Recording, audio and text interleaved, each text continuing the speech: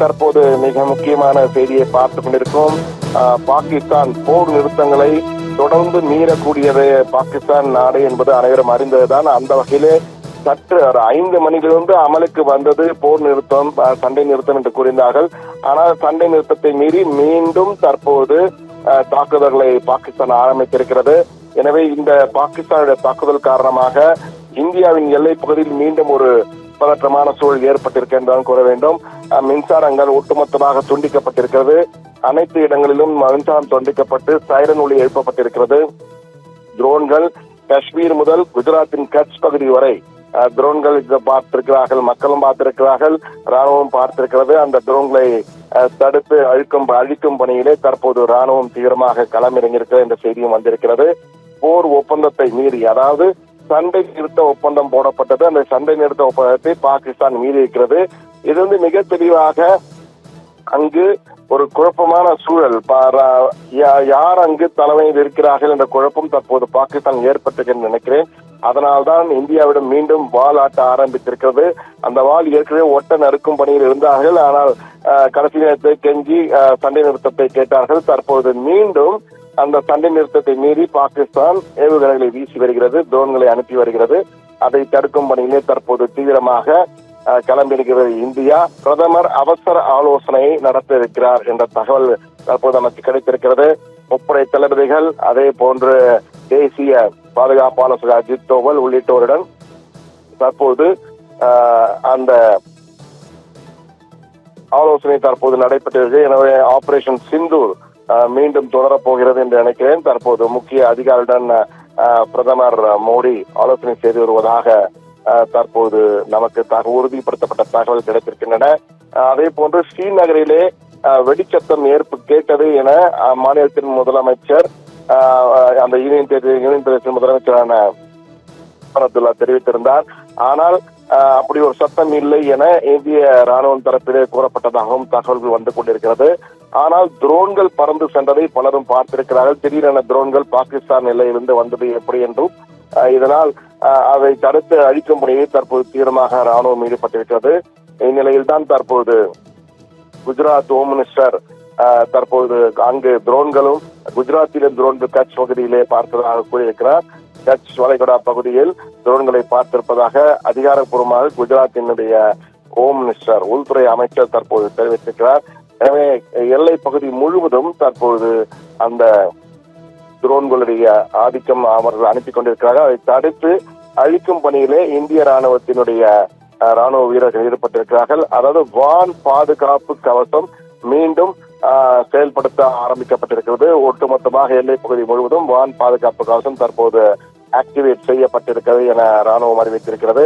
எனவே துரோன்கள் ஏவுகணைகள் வந்தால் அவை தடுத்து அழிக்கப்படும். அதற்கான பணியிலே மிக தீவிரமாக இந்திய ராணுவம் ஈடுபட்டிருக்கிறது. எனவே மீண்டும் இந்திய ராணுவம் முழு வீச்சிலே களமிறங்கி பதிலடியை கொடுக்க ஆரம்பிக்கும் என்று எதிர்பார்க்கலாம். இந்த சூழ்நிலையில் தான் தற்போது ஏற்கனவே கூறியது போல பிரதமர் தலைமையிலே அவசர ஆலோசனை மீண்டும் நடைபெற தொடங்கி இருக்கிற தகவலும் வந்திருக்கிற ஒரு பக்கத்திலே.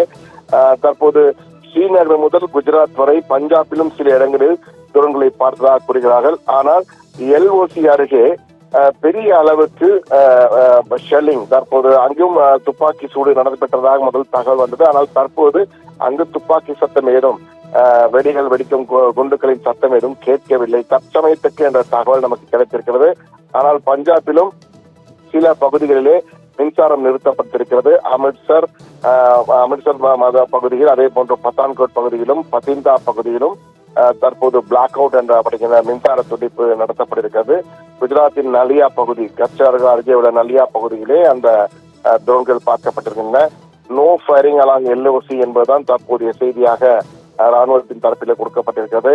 எனவே தற்போது நோ ஷெல்லிங் என்பது மிக முக்கியமான ஒரு நகர்வாக பார்க்கப்படுகிறது. ஆனால் இதற்கு முன் அங்கு சட்டம் கேட்டிருந்தது, தற்போது எந்த சட்டமும் இல்லை என்ற வகையிலே. அதே போன்று நோ பிளாஸ்ட் செய்க என்றும் தகவல் இந்திய ராணுவத்தின் சார்பிலே கூறப்படுவதாக தகவல் வந்து கொண்டிருக்கிறது. ஆனால் இதுவரை அதிகாரப்பூர்வமாக இந்திய ராணுவம் எந்த ஒரு அறிவிப்பையும் கொடுக்கவில்லை. ஆனால் அந்த ட்ரோன்களை பார்த்ததாகவும் அதை தாக்கி அழிக்கும் கனியை கண்டதாகவும் அங்குள்ள மக்கள் எல்லாம் தெரிவித்திருக்கிறார்கள். அது தொடர்ந்து நம்ம காட்சிகளாகவும் பார்த்துக் கொண்டிருக்கிறோம். எனவே அந்த வகையிலே ட்ரோன் தாக்குதல் நடைபெற்றிருக்கு என்பதில் மாற்று கருத்து இல்லை.